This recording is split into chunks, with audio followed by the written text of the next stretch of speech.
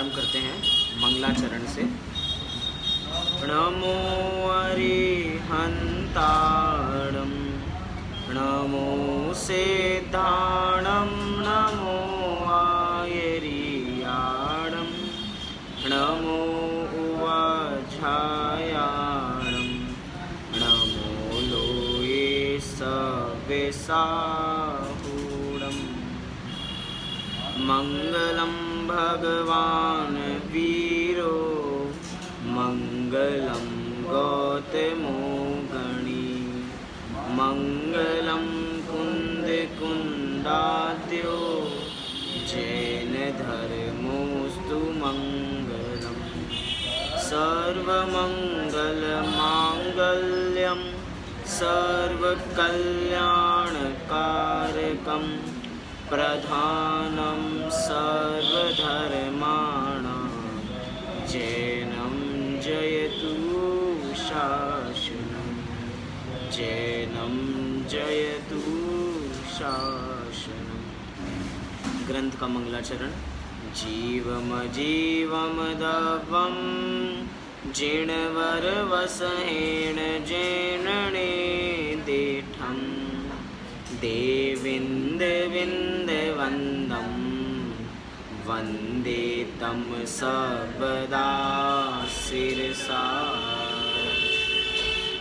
नेमिचंद्र सिद्धांती देव द्वारा विरचित द्रव्य संग्रह, बृहद द्रव्य संग्रह एवं लघु द्रव्य संग्रह के नाम से विख्यात 58 गाथाओं का ये लघु ग्रंथ, जिसमें 6 द्रव्य से लेकर मोक्ष मार्ग ध्यान तक की बात बराबर की जाती है।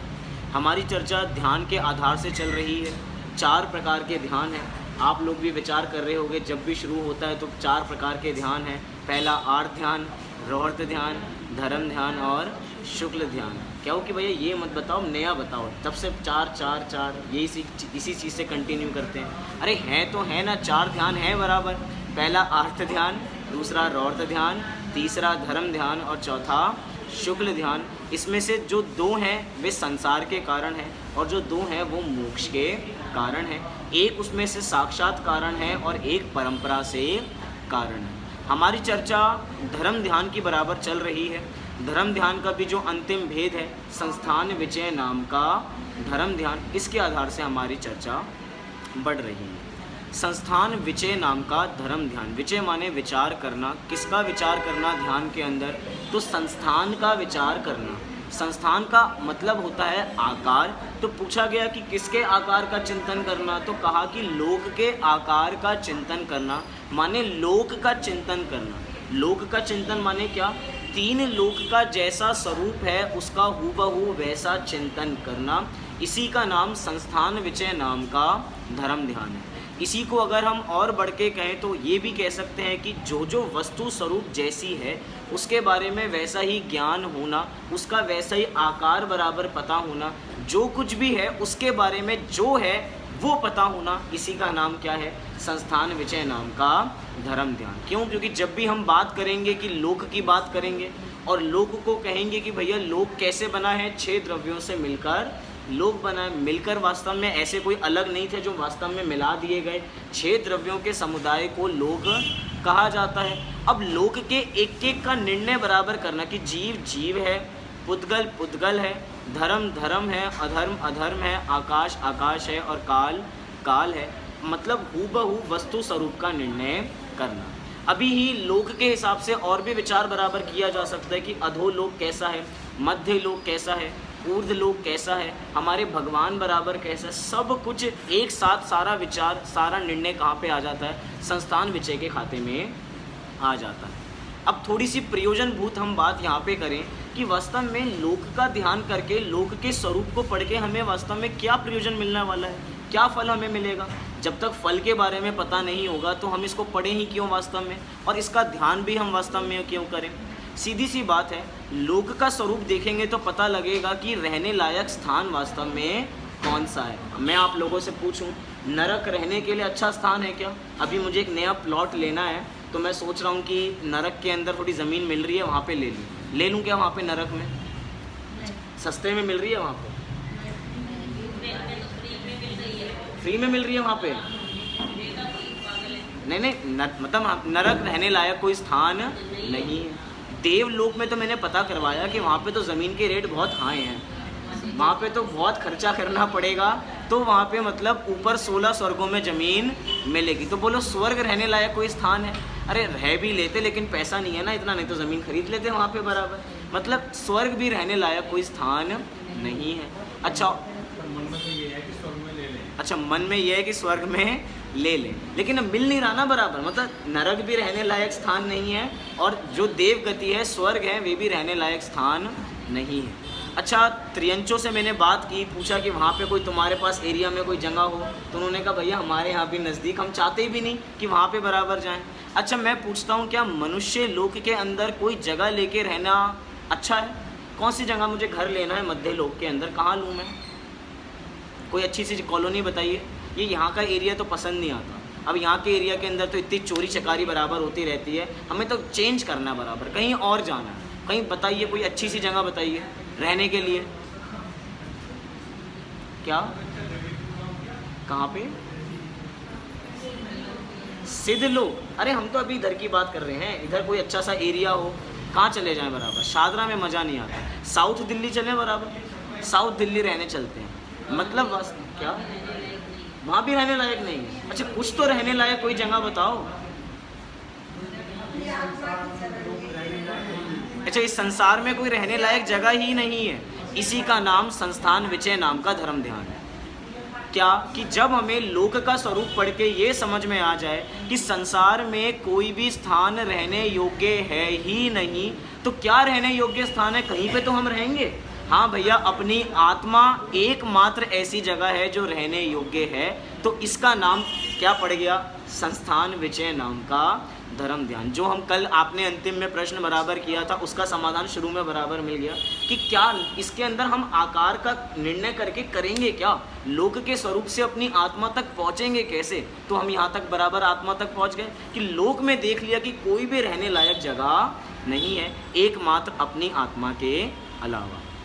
कल हमने संस्थान विचय नाम के धर्म ध्यान की चर्चा के बनाने के लिए रत्नगण श्रावकाचार का आधार लिया, सदा सुखदास जी की टीका का आधार लिया, उसमें पंडित जी ने ईश्वर कर्तृत्व का निषेध ये विषय भी लिया और संस्थान विचय नाम का धर्म ध्यान का विषय भी लिया।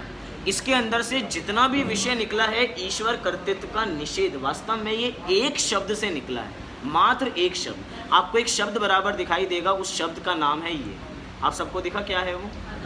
आधार।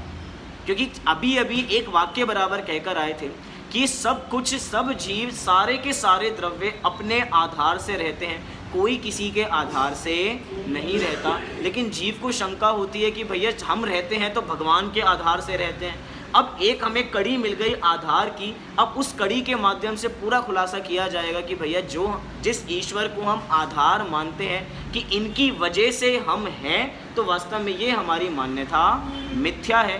कोई किसी के आधार से बराबर नहीं रहता, सब अपने अपने स्व चतुष्टय के अंदर रहते हैं, अर्थात स्व द्रव्य, स्व क्षेत्र, स्व काल और स्व भाव में ही रहते हैं। पर द्रव्य, पर क्षेत्र, पर काल और पर भाव में कोई नहीं रहता। हम सब भी अपने अंदर ही रहते हैं, बाहर में बराबर नहीं रहते।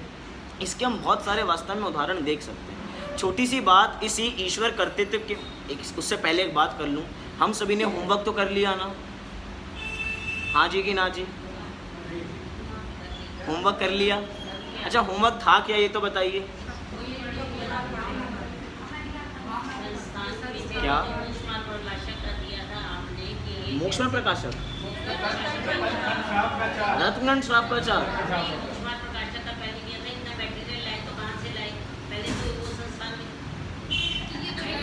नहीं ये तो रत्नगण श्रावकाचार दो ग्रंथ लगता है मिक्स हो गया बराबर।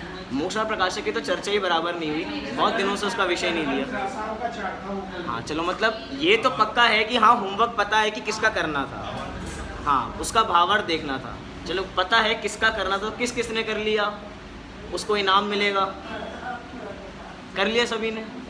सभी ने कर लिया। देखो मैं तो यही मान के आगे चर्चा बढ़ाऊंगा कि सभी ने कर लिया, लेकिन जो भी हो थोड़ी सी रिवीजन करेंगे और उसके बाद अपने विषय को आगे बढ़ाएंगे। लेकिन जिन्होंने नहीं किया उनको करना चाहिए था।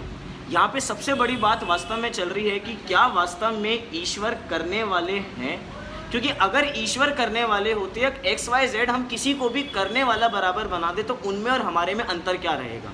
मतलब ये तो बात ये हो गई कि 3 लोग हैं, ब्रह्मा विष्णु महेश। ब्रह्मा विष्णु महेश, हम इनको 3 रूपों में देख सकते हैं, उत्पाद व द्रव्य, उत्पाद व और द्रव्य। और ये उत्पाद व द्रव्य वस्तु का स्वरूप है, इसके अंदर किसी भी नाम की ज़रूरत नहीं है, लेकिन इस व्यक्ति को प्रारंभ से आदत होती है कि बिना कर्ता के ये आगे बढ़ता नहीं है कि भैया ये काम किसने किया मुझे बताओ। अगर कर्ता पता लग जाएगा तो हमारी गाड़ी आगे बढ़ जाएगी, और नहीं मिलता तो किसी ना किसी तरह दोषारोपण करके कर्ता उनको बना दिया जाता है। ये काम नहीं भी हो तो कर्ता हम बराबर नेतागिरी के अंदर आके भैया इस काम को किसने किया, मैंने किया। अच्छा पूछते हैं कि भैया रोटी बनी तो किसने बनाई रोटी, रोटी किसने बनाई, मैंने बनाई। ये तो बहुत उपचार कथन है वास्तव में, थोड़ा डीप में जाके देखिए क्या वास्तव में हमने बनाए। जब बर्तन थे तो बर्तन किसने बनाए, हमने तो क्या किया कि कुछ चीज़ों की मिक्सिंग बराबर की और वो रोटी बराबर बन गई। लेकिन जो रॉ मटेरियल है क्या वो हमने बनाया, हाँ जी कि ना जी, चलो ठीक है रॉ मटेरियल, तो रॉ मटेरियल किसने तो बनाया होगा, हाँ फैक्ट्री में वो रॉ मटेरियल बराबर तैयार हुआ था। फैक्ट्री में जाके पूछे कि भैया आपने कटोरी या चम्मच बराबर बनाई है, ये रॉ मटेरियल लाए कहाँ से थे, भैया हम तो वहाँ पे ज़मीन के अंदर था, हम वहाँ से ले आए थे। अब पूछो कि भैया ज़मीन में कहाँ से आया था।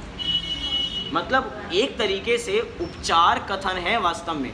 इस जीव की आदत है कि जब भी कुछ कार्य हो तो ये किसी न किसी को कर्ता बराबर बना देता है, लेकिन जब डीप में जाके देखा जाए तो पता लगता है कि भैया कोई किसी को करने वाला, कोई किसी का आधार वास्तव में नहीं है। अभी हमने करोड़ों का अपना घर बनवाया और करोड़ों का घर बनवा के सामने वाले अपने दोस्त से कहते हैं भैया ये तेरा ही घर है, ये तेरा, ये उपचार कथन है। वो कहने लगे ठीक है भैया आज से तू घर के बाहर और मैं घर के अंदर, चलेगा फिर वो बात।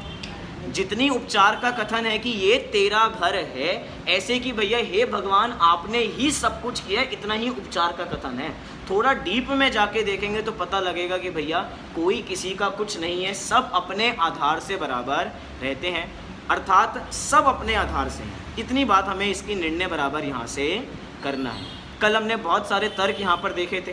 तर्कों का प्रारंभ यहाँ से हुआ था कि इस जगत का कर्ता कोई ईश्वर है। तो प्रश्न हमारे बीच में हुआ कि कोई भी वस्तु होती है तो उसका कोई ना कोई कर्ता तो होता ही है। ठीक है भैया हमने मान लिया, आपका कथन बढ़ा, हमने मान लिया कि कोई वस्तु है तो उसका कोई ना कोई कर्ता तो होगा, लेकिन जो कर रहा है उसको किसने किया, आप एक बार मुझे इसका उत्तर दे दीजिए।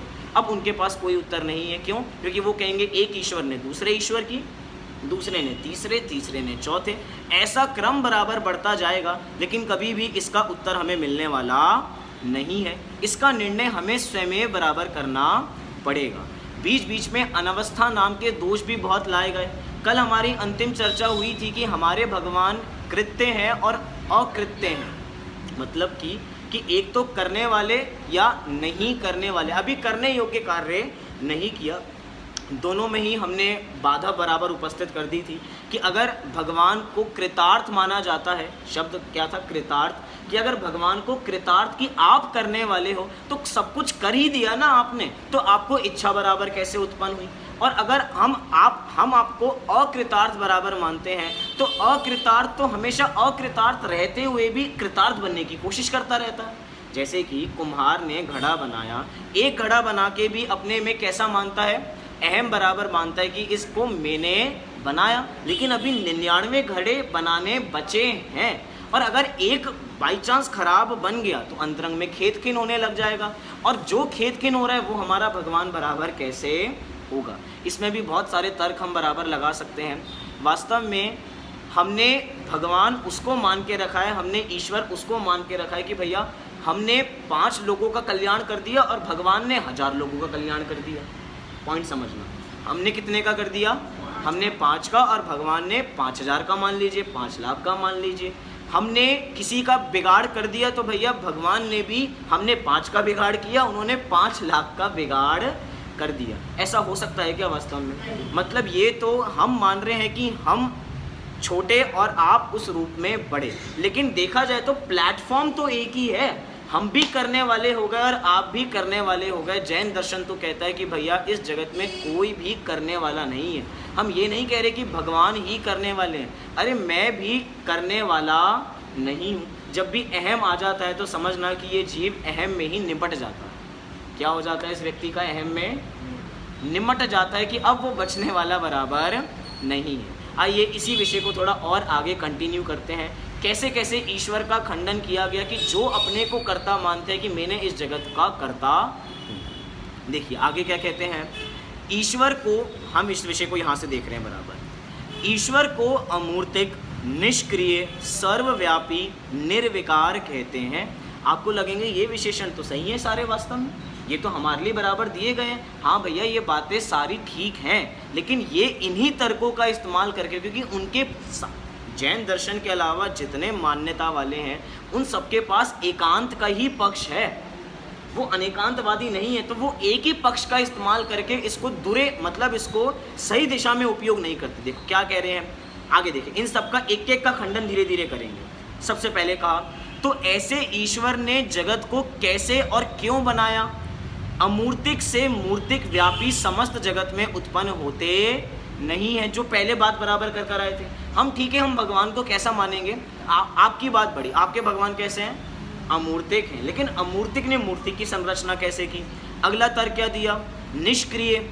जो निष्क्रिय अर्थात क्रिया करने में समर्थ नहीं है, वो क्रिया रहित हो, उसने रचना की क्रिया कैसे कर दी कि भैया मैं तो निष्क्रिय हूँ, मैं तो कुछ करने वाला नहीं हूँ। तो जो कुछ करने वाला नहीं है उसने कर कैसे दिया वास्तव में? Second point. तीसरा क्या दिया? जो व्यापक होकर समस्त जगत में व्याप्त रहा हो, उससे लोक की रचना कैसे बन सकती है? वह तो अनादि से ही समस्त लोक में व्याप्त हो रहा है। ईश्वर को विक्रिया, अब ये एक पॉइंट हो गया, ये अगला दिया निर्विकार का। ये समझ में आया आपको तर्क व्यापक का, कि जब व्यापक है, हर जगह पहले से ही व्याप्त है, तो करने कराने की बात तो कुछ बचती ही नहीं है, जो हर जगह पहले से ही है बराबर। आगे दिया अब निर्विकार के लिए, ईश्वर को विक्रिया रहित निर्विकार कहते हैं। ठीक है, हमने आपका तर्क स्वीकार किया कि भैया ईश्वर कैसे हैं? निर्विकार हैं। तो उसका रचना करने के लिए विकारी हो जाना संभव नहीं है, मतलब भाव उत्पन्न होना। विकारी का मतलब यहाँ पे उस रूप में विकारी मत लीजिए, विकारी मतलब विशेष प्रकार का कार्य, विकारी माने विशेष प्रकार का कार्य। लेकिन जब जो पहले से ही निर्विकार हैं तो उनको किसी भी प्रकार का विकार या करने का भाव वास्तव में कैसे आ सकता है? करने का भाव नहीं आ सकता। इतनी बात हमें बराबर यहाँ पे समझनी चाहिए। आप जैसे जैसे इस विषय को पढ़ोगे आपको हंसी आएगी कि अन्य मत वाले कैसे कैसे मजाक करते हैं अपने दर्शन को बचाने के लिए, लेकिन उनका अपना ही मजाक अपने पे बहुत भारी पड़ जाता है। देखिए आगे क्या कह रहे हैं, ईश्वर ने सृष्टि बनाई है तो क्या फल चाहने के लिए बनाई है? कितना बढ़िया प्रश्न है। ईश्वर ने सृष्टि की संरचना की तो कुछ तो उसको सृष्टि से बराबर चाहिए होगा। देखिए ईश्वर तो कृतार्थ हैं, कृतकृत्य हैं, करने योग्य कोई कार्य उनके लिए बचा नहीं। उसे धर्म, अर्थ, काम, मोक्ष इन चारों पुरुषार्थों में कुछ करना बाकी नहीं रहा है। तब सृष्टि की रचना करने का क्या फल चाहता है? चार ही चीज़ों में बांट सकते हैं, धर्म, अर्थ, काम, मोक्ष। जब सब कुछ कर लिया और आप अपने आप को कृतकृत्य बता रहे हो तो क्या फल चाहिए? और सबसे बड़ी बात, कितना बढ़िया आगे वाक्य लिखा कि प्रयोजन बिना तो मूर्ख भी कोई कार्य नहीं करता। इनडायरेक्टली क्या कह दिया? कहानी देखो वास्तव में, लेकिन इनडायरेक्टली हो गए ना बराबर, क्योंकि प्रयोजन के बिना तो कोई भी कोई कार्य को करता ही नहीं। मैं कहूँ कि भैया अभी प्रवचन छोड़ के घर होके आओ एक बार, कोई जाएगा? प्रयोजन ही नहीं है ना, प्रयोजन नहीं होगा और जो जाएगा तो भैया क्या कहलाएगा? मूर्ख बराबर कहलाएगा। मैं बीच में से चला जाऊं बिना मतलब के, क्यों जा रहे हो? वैसे ही अपने ही बराबर नुकसान है। सीधी सी बात चल रही है, प्रयोजन बिना तो मूर्ख भी कोई कार्य नहीं करता। अच्छा मैं आपसे एक बात पूछता हूँ, जितने लोग पागल खाने में भर्ती हैं वो जितनी हरकतें कर रहे हैं, विचार करना, उनके उन हरकतों, वो पागलपने की हरकतों में भी उनको कुछ ना कुछ प्रयोजन दिखता है, तभी तो उस कार्य को करते हैं। हाँ जी कि ना जी? उसमें उनको कुछ प्रयोजन दिख रहा है तो कार्य कर रहे हैं, बिना प्रयोजन के कोई कार्य करने वाला नहीं है।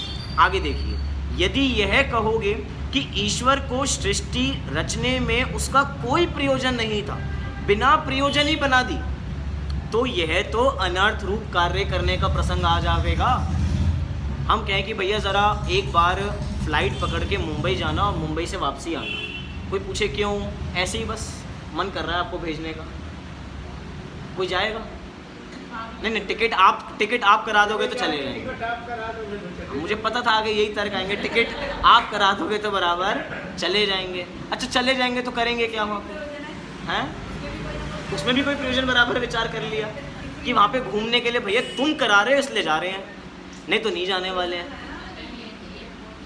क्या मतलब सब कार्य प्रयोजन से होते हैं। और अगर मान लिया जाए ये मान लिया जाए कि बिना प्रयोजन तो अनर्थ कार्य हो गया ना। और अगर कोई भी व्यक्ति अनर्थ कार्य करता है तो भैया उसको अज्ञानी माना जाता है, ज्ञानी नहीं माना जाता। एक व्यक्ति वैसे ही धीरे धीरे फ़ोन पे बात कर रहा था, ऐसे बहुत लोग होते हैं फ़ोन पे बात कर रहे हैं और कुछ भी करते जा रहे हैं। भैया हाथ में पेन था और हाथ में कॉपी थी बराबर, अब फ़ोन पे बात करते जा रहे हैं, फूल बनते जा रहे हैं, ड्राइंग बराबर बनती जा रही है। फ़ोन पे बात कर रहे हैं, घास पे बैठे थे, कब पता लगा कि 1 घंटे की बात हुई, पूरा का पूरा गार्डन साफ हो गया, ख़त्म हो गया। अब ये सारे कार्य कैसे हैं? अनर्थ। और जो ऐसे कार्य करेगा उसको थोड़ा सम्मान मिलेगा क्या? वो व्यक्ति उस कार्य को करने के बाद खुद विचार करता है भैया मैंने ऐसा क्या काम कर दिया, मैंने वैसी गोले गोले बना दिए, होते हैं ना, पेज फालतू में हमने भर दिया, तो ये अनर्थ कार्य है। लिखा यदि कहोगे कि आगे देखिए, यदि कहोगे कि ईश्वर की यह क्रीड़ा है कि भैया वो तो खेल रहे थे तो उन्होंने सृष्टि की संरचना कर दी, वह तो मोह का बड़ा संतान क्रम आया, क्रीड़ा तो अज्ञानी मोही बालक करता है, या जो पहले दुखी हो वह क्रीड़ा करके दिन व्यतीत करता है, अपना दुख भुलाने के लिए क्रीड़ा करता है।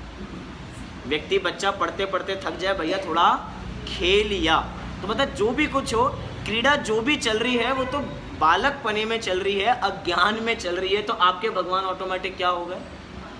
अज्ञानी बराबर हो गए, बाल बुद्धि बराबर हो गए। और हम बाल बुद्धि को इतना बड़ा कार्य सौंप दें सृष्टि की संरचना का, भैया कुछ भी ऊट पटांग कार्य हो सकता है। फिर तो बच्चे के हाथ में 10 लाख रुपए दे के भेज दिए जाएं तो बोलो दिक्कत है या नहीं है? कि भैया खो देगा, क्या करेगा, कुछ उसके बारे में पता ही नहीं है। हमने इतना बड़ा कार्य उस अज्ञानी के हाथ में सौंप दिया कि भैया तुम्हें क्या सृष्टि की संरचना करनी है, तो भैया इसमें तो बड़े अनर्थ कार्य दिखाई देते हैं। सीधी सी बात है, जब इतने बड़े व्यक्ति को भी हम इसका कार्यभार नहीं सौंप सकते, इसीलिए जो छोटे छोटे ईश्वर हम सब बराबर अपने रूप में कर्तापने में घूमते हैं, तो हम वास्तव में कैसे करने वाले हो सकते हैं? हम भी करने वाले नहीं। आगे देखिए, यदि ईश्वर ने जगत को बनाया है तो समस्त पदार्थों को उज्ज्वल, सुखकारी, मनोहर, रूपवान ही क्यों नहीं बनाया? सबसे बढ़िया प्रश्न हमारे बीच में कि भैया अगर ईश्वर ने ही बनाया है तो सबको ऐसे अच्छा बनाना चाहिए था। जगत में कितने ही दरिद्री, कितने ही रोगी, कितने ही कुरूप, कितने ही कुबुद्धि, कितने ही नीच जाति के ऐसे क्यों बनाए हैं? विष, कांटे, मल, मूत्र, दुर्गंध आदि क्यों बनाए हैं? दुष्ट, म्लेच्छ, भील, सर्प, चांडाल आदि क्यों बनाए हैं? ये सारे प्रश्न होने चाहिए, नहीं होने चाहिए? आगे देखिए, जगत में भी कहते हैं जो बहुत बुद्धिमान चतुर होता है वह अपने कार्य बहुत सुंदर ही बनाना चाहता है, अपने किए हुए कार्य को कोई बिगाड़ना नहीं चाहता। मतलब सामने वाला तर्क ये दे रहे हैं, भैया भगवान इन्हीं को बनाना अच्छा चाहते थे तो इनको अच्छा बना दिया, उनको बनाना नहीं चाहते थे, भैया जो काम मैंने किया है मैं उसी की तो तरफदारी बराबर लूँगा, उसी के ऊपर तो मैं नाम बराबर लिख कर आऊँगा कि ये काम को करने वाला मैं हूँ। जिसको मैंने किया ही नहीं है तो मैं उसकी तो बुराई बराबर करूँगा, ये काम को मैंने नहीं किया। तो बचने के लिए कह रहे हैं कि भैया पहले तो बताया बुद्धिमान, कि जो बुद्धिमान होते हैं वे तो अपना अच्छा कार्य ही करते हैं। तो अब उनसे हम पूछते हैं कि ईश्वर ने बुद्धिमान, समर्थ और स्वाधीन होकर ग्लानि रूप, भयानक, दुखदायक, विड रूप भद्दी रचना क्यों की? मतलब देखो, एक तर्क से दूसरा तर्क निकला। अभी उन्होंने बचने के लिए कहा था कि भैया हमारे भगवान बुद्धिमान है, इसीलिए जो उन्होंने रचना की वो सर्वश्रेष्ठ रचना है, जो उन्होंने नहीं की वो उनकी रचना नहीं है। चलो अब इसमें एक और प्रश्न जो यहाँ पे उपस्थित नहीं है, जो उन्होंने रचना नहीं की वो कहाँ से बराबर हुई? अब उसका कर्ता कौन है? अब उसके पास कोई उत्तर नहीं है। लेकिन हमने तो अभी एक पॉइंट पकड़ा बुद्धिमान का, कि आपने अपने आप को भगवान को बुद्धिमान कहा ना, तो देखो जो बहुत बुद्धिमान चतुर, हाँ नहीं नीचे, ईश्वर ने बुद्धिमान समर्थ और स्वाधीन होकर ग्लानि रूप भयानक दुखदायक भद्दी रचना क्यों की। शब्द क्या दिया, भद्दी रचना क्यों की। यदि यह कहोगे कि जीव ने जैसे कर्मों का उपार्जन किया उसी प्रकार उसके शरीर आदि समस्त सामग्री बना दी, तो उसके ईश्वर पना कहाँ रहा भैया। इसी बात की तो लड़ाई हम यहाँ पे कर रहे हैं बराबर, कि घूम फिर के आप इसी बात पे बराबर आ गए ना कि ईश्वर ने जगत की संरचना नहीं की, ईश्वर ने किसी भी प्राणी की संरचना नहीं की। आज जो हमें बहुत स्वरूप दिखाई दे रहा है और आज हमें जो कोई कुरूप दिखाई दे रहा है, कोई बहुत धनवान दिखाई दे रहा है और कोई निर्धन दिखाई दे रहा है, तो वो सब किसकी संरचना है, वो कर्मों की संरचना है। जो जैसा करेगा वो वैसा भरेगा। नहीं तो भैया हर बुरे काम के लिए भी लोग भगवान को ही याद करते हैं, अच्छे काम के लिए करें या ना करें, लेकिन भैया इन्होंने ये काम किया है। और हम कोई एक ईश्वर की बात नहीं कर रहे, समस्त ईश्वरों की एक साथ बराबर बात कर रहे हैं। और सबसे बड़ी बात है, जितने भी हम दर्शन में कहीं पे भी चले जाएं, जैनेतर दर्शन में चले जाएं, कोई भी दर्शन कोई भी धर्म की मान्यता ये नहीं कहती कि मैं कार्य करता हूँ या आप कार्य करते हो। हम लोग तो ये भी कहते हैं कि भगवान भी नहीं करते, लेकिन अन्य मत वाले कहते हैं हम तुम भी नहीं करते, कि भैया राम की चाह होगी तो काम होगा और या अल्लाह की चाह होगी तो काम बराबर होगा, उनकी इच्छा से बराबर काम होगा। तो सारे प्रश्न फिर लगाना कि जब वो सारी उनकी इच्छा पूरी हो ही चुकी है तो उन्होंने इच्छा रूपी क्रीड़ा अभी क्यों मचाई है, और अगर मचाई भी है तो उसको नष्ट बाद में क्यों करेंगे। अभी देखने इसके उत्तर बहुत अच्छे आएंगे कि जब नष्ट क्यों करने, तो इसका उत्तर भी बराबर आगे देंगे। धीरे धीरे पढ़ेंगे तो हमें सारी बातें आती जाएंगी। तो यहाँ पे हमने देखा तो उसके ईश्वर पना कहाँ रहा। जैसे जुलाहे को महीन सूत दिया तो उसने महीन सूत वस्त्र बुन दिया, और मोटा सूत दिया तो मोटा वस्त्र बुन दिया। ईश्वर के ईश्वर पना नहीं रहा कि भैया जैसा वस्तु स्वरूप था उससे वैसी संरचना हो गई, इसमें उसने कोई कार्य नहीं किया है। उसको मोटा सूत मतलब पतला सूत दिया जाए और वो मोटा सूत सिल के दिखाए, मोटा वस्त्र सिल के दिखाए, या उसको मोटा दिया जाए वो पतला सिल के दिखाए, कपड़ा जैसा होगा वो वैसे ही तो बराबर सिलेगा। और सिलने वाले की बात इधर नहीं चल रही है, एग्जाम्पल एक देश बराबर है, मतलब बात ये चल रही है कि सब कुछ पहले से ही उपस्थित था, मात्र उसके रूप बदलते हैं। वस्तु तो हमेशा द्रव्य ही बनी रहती है, मात्र उसके अंदर उत्पाद व्यय बराबर होता रहता है। और हम चाहते हैं कि हम उत्पाद व्यय का जिम्मा उसी वस्तु स्वरूप को दे दें, क्योंकि जो जिसका कार्य है उसी को सौंपें, दूसरा करे तो ठेंगा बाजे। हम इस कार्य को करना नहीं चाहते। बहुत सरल सरल तर्क है, जल्दी से मैं कुछ तर्कों को बराबर पढ़ता हूँ, उसके बाद चर्चा करेंगे। जो आपको समझ में ना आए या जो कुछ शंका हो तो हम बराबर चर्चा करेंगे। देखो आगे क्या लिखा, और भी पूछते हैं, संसार में प्राणी भले व खोटे कर्म करते हैं तो वे ईश्वर के अभिप्राय से ईश्वर के कराए करते हैं या ईश्वर के अभिप्राय बिना अपनी ज़बरदस्ती से करते हैं। प्रश्न हमने उन सामने वालों से जीवों से किया, ईश्वर के करने से करते हैं या अपनी मर्जी से करते हैं। यदि कहोगे कि ईश्वर की इच्छा से करते हैं तो वह ईश्वर होकर के अपनी प्रजा के खोटे कृत्य क्यों कराता है, खोटे कृत्य क्यों कराता है अगर वही सब कुछ करने वाला है तो।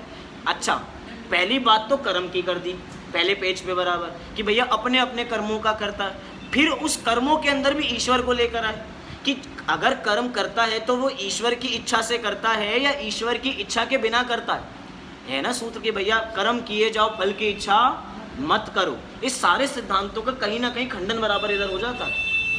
हम भी कह रहे हैं भैया कर्म किए जाओ फल की इच्छा मत करो। भैया फल की इच्छा बात सत्य है कि फल की इच्छा क्यों करनी है वास्तव में, क्योंकि जो कर्म किया उसका फल बराबर मिलेगा ही मिलेगा। ऐसा हो ही नहीं सकता कि मैं कुछ करूं और फल कुछ और बराबर मिल जाए।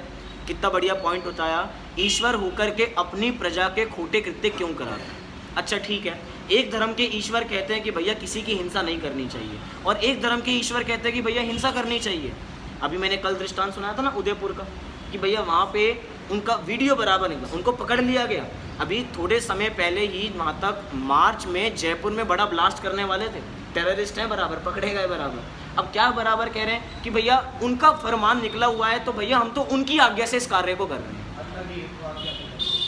अल्लाह की भैया अल्लाह की आज्ञा से कर रहे हैं। अल्लाह की आज्ञा से, मतलब उन्होंने कहा है इसलिए हम इस कार्य को बराबर कर रहे हैं। अच्छा, कोई किसी का बुरा करना चाहता है, वो भी खड़े रहते हैं अल्लाह की आज्ञा से, खड़े भागी।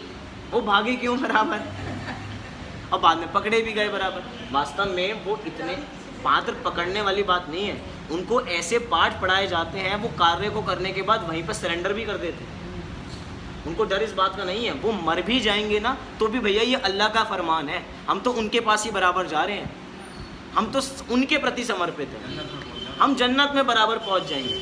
उनको तो बस ये आदेश है कि भैया ये इस काम को कर दो तो भैया तुम्हें जन्नत बराबर मिल जाएगी। तो उंगली उठाई ना भैया, आ रहे नरेंद्र मोदी जी तुम्हारे पास भी, अगला नंबर तुम्हारा है। वीडियो के अंदर ये बातें मतलब डर ही नहीं है किसी बात का। लेकिन जो भी कुछ कर रहे हैं करने की इच्छा अपनी है, करने की इच्छा अपनी है, और नाम किसके ऊपर लगाया जा रहा है, ईश्वर पे, अल्लाह पे बराबर लगाया जा रहा है। यहाँ पे कह रहे हैं कि अगर करना ही होता तो अपनी प्रजा खोटे कृत्य क्यों कराता है, अपनी संतान को दुराचारी तो कोई नहीं बनाना चाहता।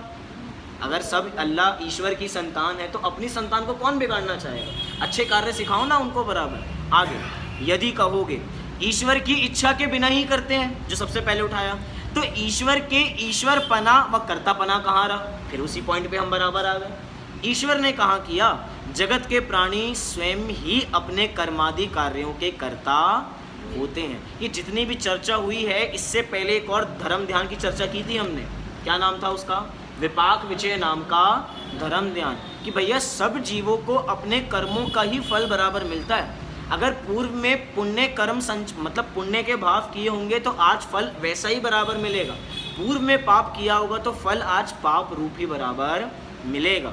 साथ ही आगे क्या कह रहे हैं, यदि यह कहोगे कार्य तो होता है सो जैसा कर्म किया वैसा ही होता है, परंतु ईश्वर के निमित्त से होता है।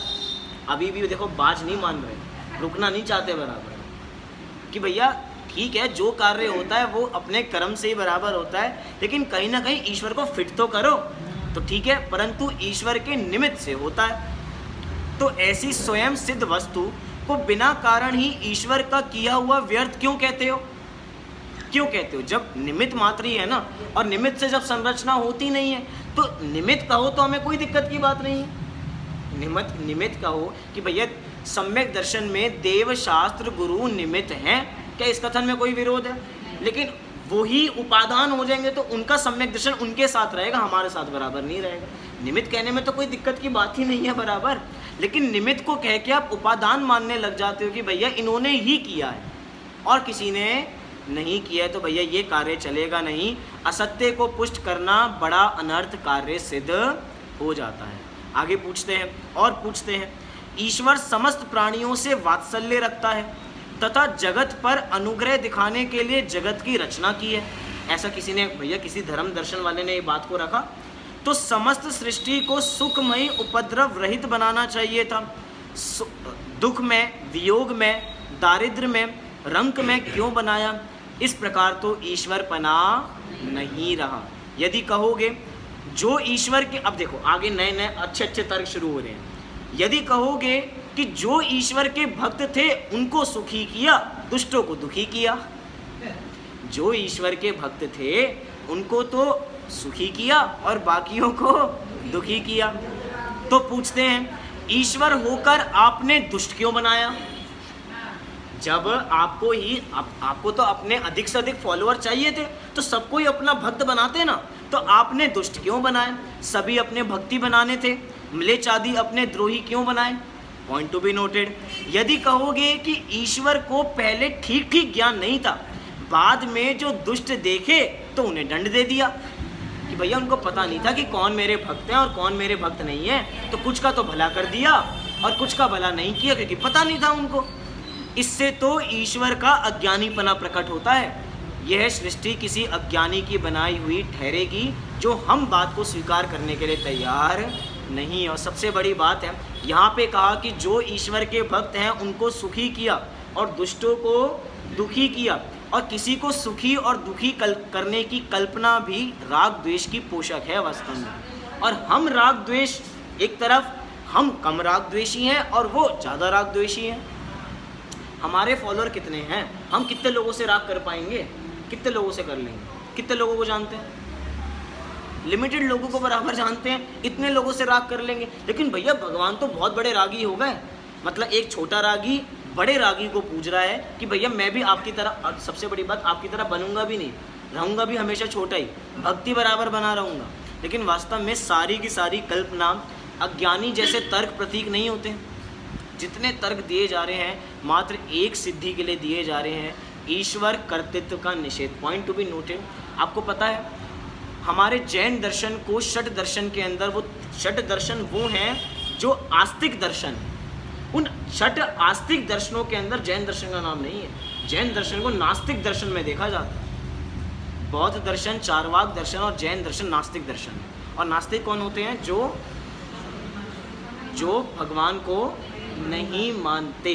पॉइंट अब देखो, उन्होंने आस्तिक और नास्तिक की भी परिभाषा क्या बनाई। वास्तव में आस्तिक वो है जो वेदों को मानता है। पॉइंट क्या बनाया?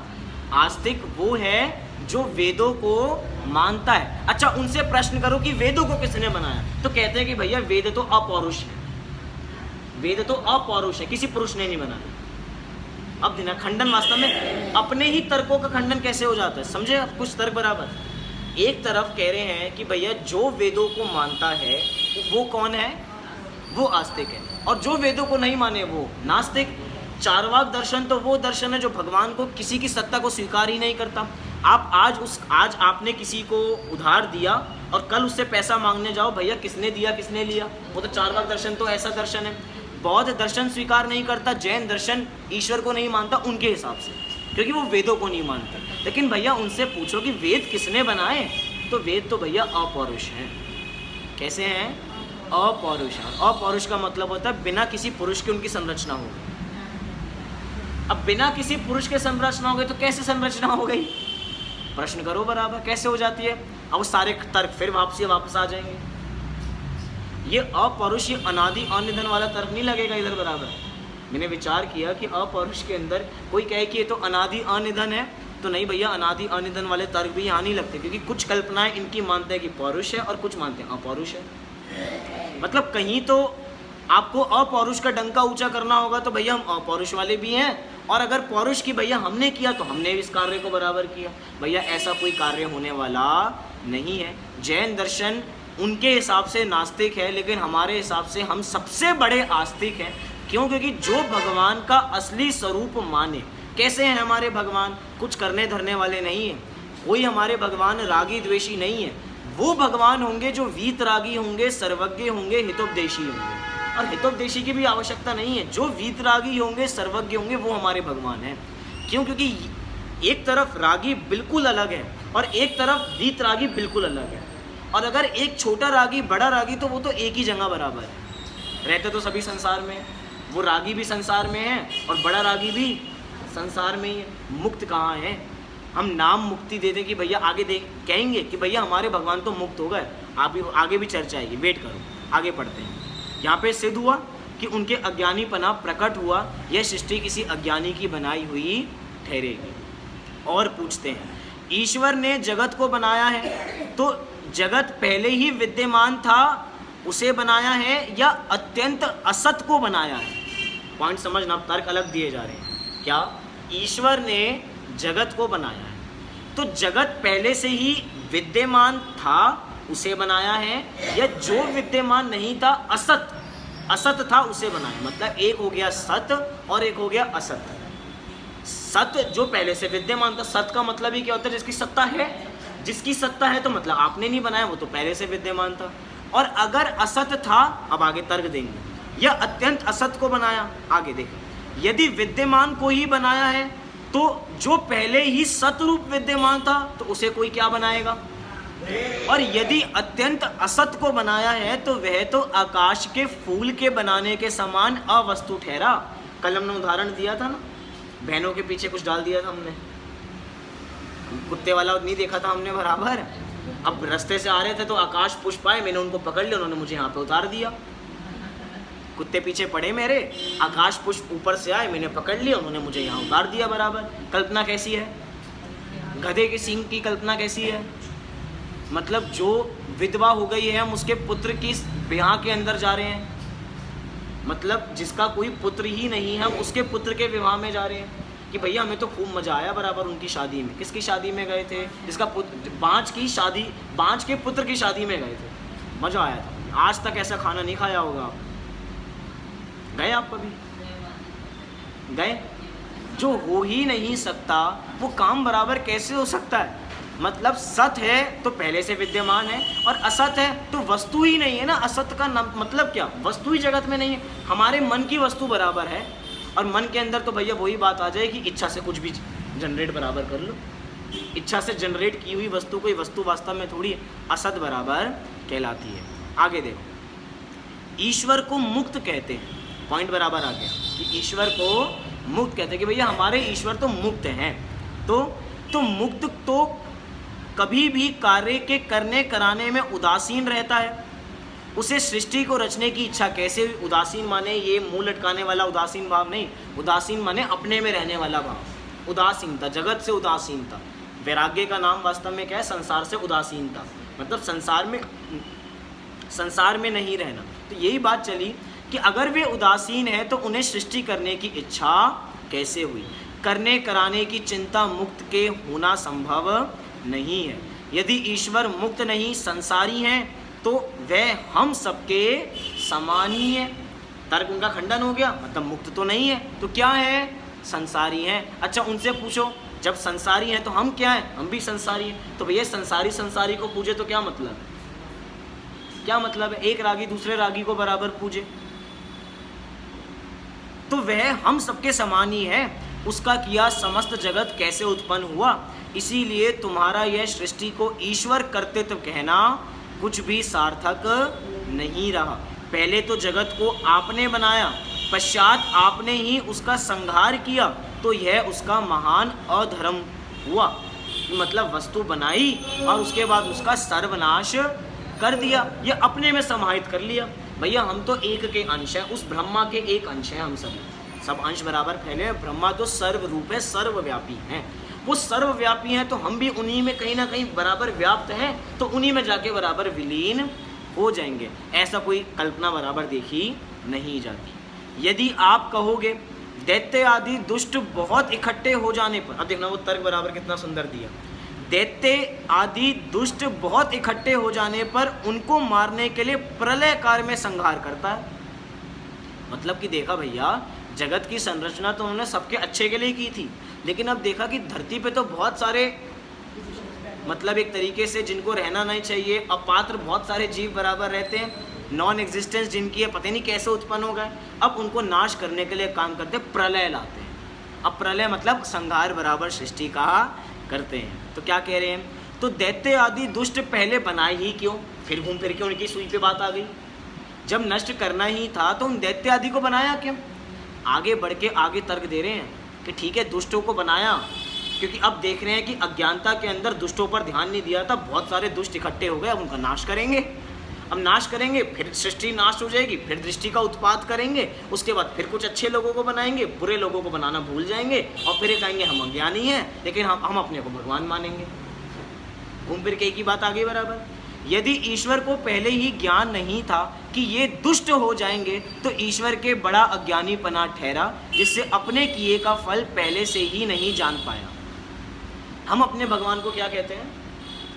हमारे भगवान वीतरागी हैं और सर्वज्ञ हैं। सर्वज्ञ मात्र जानते हैं, कुछ करते नहीं हैं। ये कह रहे हैं कि हमारे भगवान सर्वज्ञ भी हैं और करते भी हैं, जानते भी हैं और करते भी हैं। तो कैसा जाना आपने? अगर आपके भगवान सर्वज्ञ हैं तो कैसा जाना कि जो बाद में धरती पे तांडव मचाएगा उसको पहले से ही उत्पन्न नहीं करते ना आप। जानने वाले होते तो हम आपको कुछ नहीं कहते, आप तो अपने को कर्तृत्व वाला मानते हो ना। इसलिए आगे कह रहे हैं तो ईश्वर के महादुखीपना भी ठहरा। मतलब हम भी यहाँ पे दुखी और ईश्वर भी दुखी। थोड़े दिन पहले मैंने उदाहरण दिया था, थोड़े दिन पहले हम लगभग 1 महीने पहले बॉम्बे गए थे। तो बॉम्बे में जिनके यहाँ ठहरे थे, तो हम बॉम्बे से शादी के अंदर सतना जा रहे थे, तो अब घर लॉक कर रहे थे।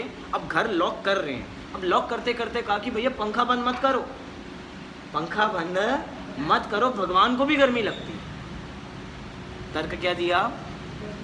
क्या भगवान को भी गर्मी लगती है? अरे किसी ने उन्हीं के घर में कहा, किसी ने उन्हीं के घर में कहा भैया बिजली का बिल बहुत आता है, दिल्ली जैसा मुफ्त नहीं है यहाँ पे कि भैया बिजली हमारे लिए फ्री हो जाएगी बराबर 4 दिन बाद आएंगे। कह रहे नहीं भैया, भगवान हमें गर्मी लगती है ना तो भगवान को भी गर्मी लगती है, तो भैया वो भी तो हमारे जैसे हो गए, थोड़े दिन बाद उनके लिए एसी चाहिए पड़ेगा।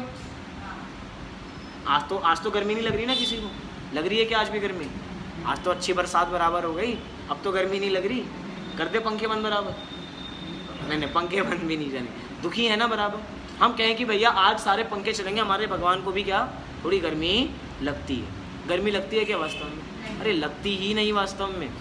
अगर गर्मी लगे तो हम जैसी हो जाए ना, मतलब ये बात हो गई, गर्मी लगती है मतलब उनको भी पसीना आता है। अच्छा पसीना तो हमें भी आता, पसीना क्या है? मल है। पसीना क्या है? रोग है।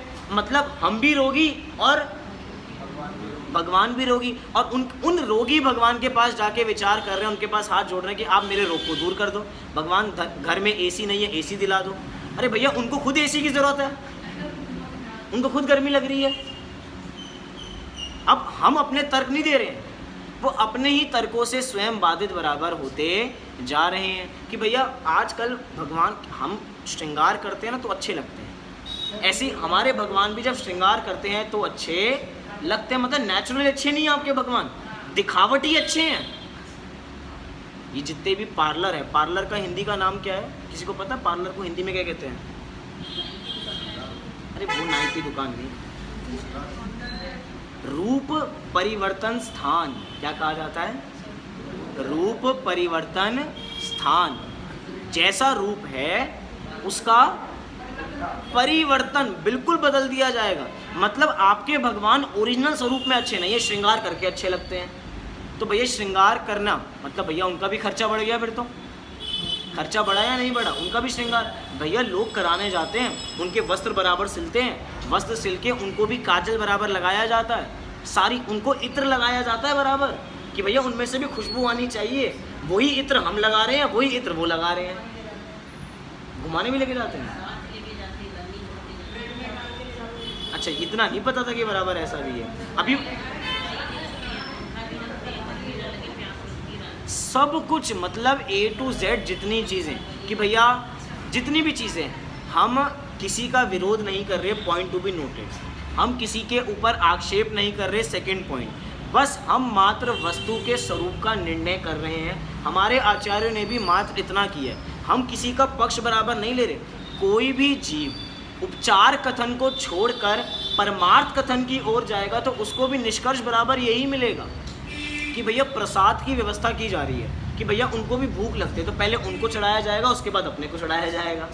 उन्हीं का हम ले लेंगे, उन्हीं का हम ले लेंगे, पहले उनको दिया और उसके बाद हमने बराबर ले लिया। ये बात बराबर कैसे जमेगी कि भूख हमें भी लगती है और उनको भी लगती है, तो रोग है ना बराबर। और एक रोगी दूसरे रोगी को पूज रहा, ऐसे कैसे काम चलेगा बराबर? देखो आगे क्या कह रहे हैं। तो ईश्वर के महादुखीपना भी ठहरा, जो नई नई रचना करता रहता है किंतु यदि उसमें कहीं भूल हो जाती है तो मारता फिरता है, ढूंढता फिरता है, दुख को मारा स्वयं छिपता फिरता है, दुष्टों को मारने के लिए हजारों उपाय सहाय भेष शस्त्रादि सामग्री का चिंतन करता हुआ महाक्लेश से जन्म पूरा करता है। कितना बड़ा बिंदु बराबर दे दिया। मतलब कि भगवान बन गए थे तो अपनी प्राप्ति के लिए, चलो पता लगा कि बहुत सारे दुष्ट हो गए, अब दिमाग कहाँ चलेगा?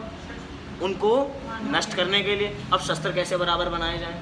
अब थोड़े अपने लोग बराबर भेजे जाएंगे, किसी ना किसी का वेश बना के जिसको अवतार का नाम दिया जाएगा कि भैया ये इनके अवतार में आए हैं, ये इनके अवतार में आए हैं, ये इनके अवतार में आए हैं, ये सबका भला बराबर करेंगे। अरे वास्तव में कौन किसका भला करे? ये जितनी छोटी सी बात का विचार वास्तव में हो जाए, कोई इस जगत में किसी का सुधार और बिगाड़ करने वाला नहीं है। ना सुधार करने वाला है और ना ही बिगाड़ करने वाला है। अगर सुधार नहीं कर सकते तो भैया तुम बिगाड़ भी नहीं कर सकते मेरा, तो हमें डर किस बात का होगा बराबर? आज हम इतने भयभीत बराबर क्यों रहते हैं? घर में ताला लगा के रोज़ रात को क्यों सोते हैं? चोर ना आ जाए इसी से बराबर सोते हैं। अब डर है ना बराबर, हमें किस बात का डर है? हमारे अनंत गुण लूट जाएंगे बराबर। आज रात तो चोर आएंगे, पूरे डाकू आएंगे, अनंत गुण लूट के ले जाएंगे। जो लूट के लेके जा रहे हैं क्या वो हमारा है? जो नहीं है वही तो लूट के लेके जा रहे हैं। अब जितने प्रसंग सुनाए जाएं सब ऐसे लगता है कि भैया वो पंडित बनारसी दास जी का जीवन, मैं तो सच्ची में उन चोरों की भी महिमा आती है कि वापसी देने आ गए, कि उनकी माता ने उनको बताया कि भैया तुम किसके हाथ से चोरी करके आए हो, उसको वापसी देकर आओ। ऐसा कोई चोर वापसी दिखेगा वापसी में कि भैया देने आ रहा है वापसी? उनकी होनार अच्छी थी, चोरों की इसलिए आए थे। चोरों की भी होनार अच्छी थी, पंडित जी की भी होनार अच्छी थी। उन्होंने भी कह दिया जहाँ से लिया था वहीं पे। नहीं, पंडित जी की भी अच्छी, खुद ही तो मदद की, उनको पता है ना बराबर जो कार्य हो रहा है होनहार के बिना बराबर कैसे हो जाएगा। हर कार्य हैं सर पे बराबर रखवाया। मतलब सीधी सी बात ये है, जब हम ये विचार करें कि जो जगत में हो रहा है सब कुछ ऑटो मोड पे हो रहा है, कोई किसी का कुछ करने वाला नहीं है, तो दिमाग में कोई भारी बराबर नहीं रहेगा। आज हमें ये भार है कि अभी हमें यहाँ से कहाँ जाना है, घर जाना है। घर के बाद सुबह कहाँ आना है, मंदिर। मंदिर के बाद कहाँ जाना है, फिर घर। अरे घर के बाद कहाँ जाना है, फिर मंदिर। देखो सारे लोग इतने धार्मिक है, ऐसा लगता है जाते ही क्यों? जब घर मंदिर घर करना है तो यहीं पे बराबर बैठो फिर, हैं? तो ये खाना पीना क्यों नहीं बोला? मैं तो ये पूछना चाहता हूँ ना, खाना पीना किसी ने नहीं बोला, खाएंगे पिएंगे ये कोई नहीं बोल रहा। बस ये तो बता दिया घर जाएंगे फिर मंदिर आएंगे, नाश्ता करेंगे, लोग व्यापार में जाएंगे, गृहस्थी का बहुत सारे काम बराबर होंगे, सब लोग अपनी भूमिका के अनुसार बराबर कार्य करेंगे। मतलब सीधी सी बात ये बताना चाहते हैं कि सब अपने लिए कार्य कर रहे हैं, कोई किसी के लिए कोई कार्य नहीं कर रहा। जगत का कोई स्वतंत्र है, सब अपने अंदर, कोई किसी का कोई कुछ बिगाड़ सुधार करने वाला नहीं है। देखिए आगे क्या कहा, इस प्रकार ईश्वर के तो अज्ञान राग द्वेष मोह आदि अर्थात मूर्तिक, अब देखना जितने भी बिंदु अपने भगवान को सिद्ध करने के लिए दिए थे उनको ब्रैकेट में रख दिया। उन्होंने कहा था कि भैया हमारे भगवान कैसे अमूर्तिक हैं, तो भैया अमूर्तिक वो होते हैं जो कुछ करते नहीं हैं। आप अपने आप को अगर भगवान को अमूर्तिक कहते हो तो मूर्तिक जगत को नहीं कर सकते, इसलिए आपके भगवान कहते ही हो, बस हैं तो कैसे मूर्तिक हैं। अपने आप को भगवान को निष्क्रिय कहा था ना, आपके तर्क तो गलत सिद्ध हो गए, तो कैसे हो गए आपके भगवान? सक्रिय हो गए। आपने क्या कहा था? सर्वव्यापी हैं, तो क्या सिद्ध हो गए आपके भगवान? अव्यापी। आपने कहा था निर्विकारी हैं, क्या सिद्ध हो गए? विकारी हैं। भैया हमारे जो भगवान है कोई कार्य करते हैं तो बिना प्रयोजन के करते ही नहीं है, क्या सिद्ध हो गए? निष्प्रयोजन। कि भैया क्रीड़ा से कर दिया, तो भैया क्रीड़ा तो अज्ञानी करता है। मतलब अब दुष्टता, संसारी, अधर्मी, दुखी, भयभीत, अल्प शक्तिवान, अल्पज्ञ, चिंतित, अकर्ता, मतलब जितने नेगेटिव शब्द बराबर हो सकते हैं सब उन पे बराबर लग सकते हैं। मात्र उन्हीं पे नहीं, पॉइंट टू बी नोटेड, मात्र उन्हीं पे नहीं, जो भी करने पने की बात रखता है। हम तो यहाँ से चले जाएंगे भैया, आज तो हमने बाकी सारे को ऐसा सिद्ध कर दिया, कर्ता पने का उनका निषेध कर दिया, लेकिन भैया अगर हम भी करता हैं तो ये सारे विशेषण हमारे लिए नहीं लग सकते? लग रहे हैं नहीं लग रहे हैं? हम भी कहीं ना कहीं अधर्मी हैं, हम भी कहीं ना कहीं दुखी हैं, भयभीत हैं, अल्प शक्तिवान हैं, अल्पज्ञ हैं, चिंतित हैं, अकर्ता हैं, कोई कुछ करने वाला बराबर नहीं है। अनेक दोष दिखाई देते हैं। वह ईश्वर पूर्ण सुखी सर्वज्ञ सर्वशक्तिमान मुक्त वीतरागी नहीं सिद्ध होता है। इसीलिए मिथ्या दृष्टियों के द्वारा बनाए गए असत्य शास्त्रों से उत्पन्न क्लेश को छोड़कर वीतराग सर्वज्ञ का कहा अनादि निधन स्वतः सिद्ध लोक का स्वरूप जानकर श्रद्धान करो। ये षट द्रव्य जीव, पुद्गल, धर्म, अधर्म, आकाश, काल अनादि निधन है। असत का कोई सत करने में समर्थ नहीं है। जो सत वस्तु है उसका कभी नाश नहीं होता तथा असत का कभी उत्पाद नहीं होता। ये उत्पादन विनाश तो पर्यायार्थिक नहीं से कहे जाते हैं। वस्तु तो सत रूप है और जो भी उत्पाद वह हो रहा है वो भी तो वस्तु के अंदर ही हो रहा है। वो भी कहाँ हो रहा है? वो भी वस्तु के अंदर ही तो बराबर हो रहा है। मतलब इतने सारे तर्क यहाँ पे दिए जा रहे हैं मात्र एक बात की सिद्धि के लिए। आगे एक पैराग्राफ है और पढ़ते हैं, देखो क्या कहा। जितने भी चेतन अचेतन पदार्थ हैं वे द्रव्यपने से कभी उत्पन्न ही नहीं होते, नष्ट भी नहीं होते। समय समय पूर्व पर्याय का नाश तथा उत्तर पर्याय का उत्पाद हो रहा है। द्रव्य द्रव्य है, उत्पन्न नहीं होता, नष्ट नहीं होता। उपजना विनशना पर्याय का होता है और पर्याय एक रूप रहती नहीं है। द्रव्यों का कभी नाश नहीं होता, शत द्रव्यों का समुदाय ही लोक है, अन्य वस्तु रूप लोक नहीं है।